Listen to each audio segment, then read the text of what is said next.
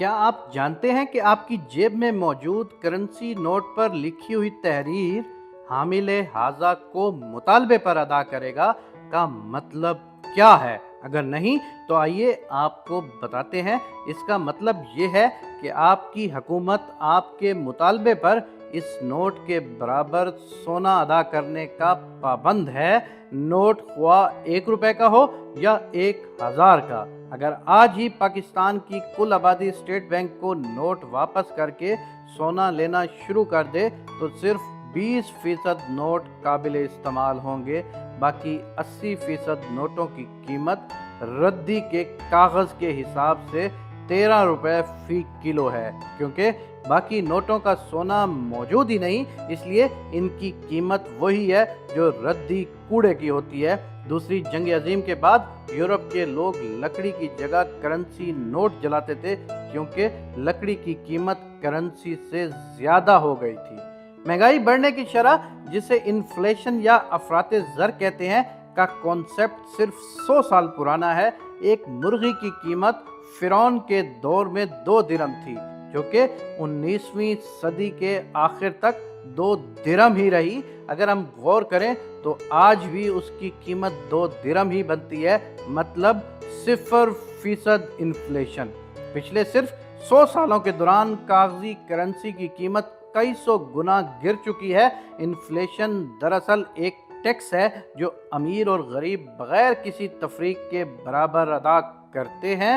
آج غربت اور افلاس کی سب سے بڑی وجہ ہی پیپر کرنسی ہے اور اس پر دیا جانے والا سود ہے۔ جب ہم IMF یا کسی دوسرے عالمی ادارے سے ڈالرز میں قرضہ لیتے ہیں تو اصل میں ڈالرز ہمارے پاس منتقل نہیں ہوتے، بلکہ امریکہ میں ہی کسی بینک میں موجود ایک اکاؤنٹ میں صرف کمپیوٹر کے ذریعے ٹرانزیکشن ہوتی ہے۔ اس اکاؤنٹ میں بھی ڈالرز منتقل نہیں ہوتے۔ آج تک دنیا میں موجود ڈالرز کا صرف 3% چھاپا گیا ہے، باقی 97% ڈالر صرف کمپیوٹرز کی ہارڈ ڈسک میں محفوظ ہیں۔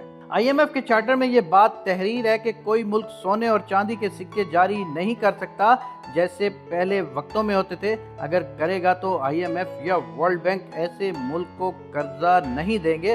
امریکہ سمیت دنیا میں کئی سربراہان مملکت اس بات پر قتل ہو چکے ہیں کیونکہ انہوں نے اپنی کرنسی یا سونے اور چاندی کے سکے جاری کرنے کی کوشش کی تھی۔ اس ملک کی حکومت، وزیر خزانہ اور سیکرٹری فائنانس IMF کی اجازت کے بغیر نہیں لگا سکتی۔ IMF قرضہ دیتے ہوئے سب سے پہلی شرط پرائیویٹائزیشن یعنی نجکاری کی رکھتا ہے اور اس کے بعد قرض دیا جاتا ہے۔ کبھی غور کیجئے گا کہ ایسا کیوں ہے؟ نجکاری کا مطلب ہے کہ حکومت اہم سرکاری ادارے فروخت کر دے۔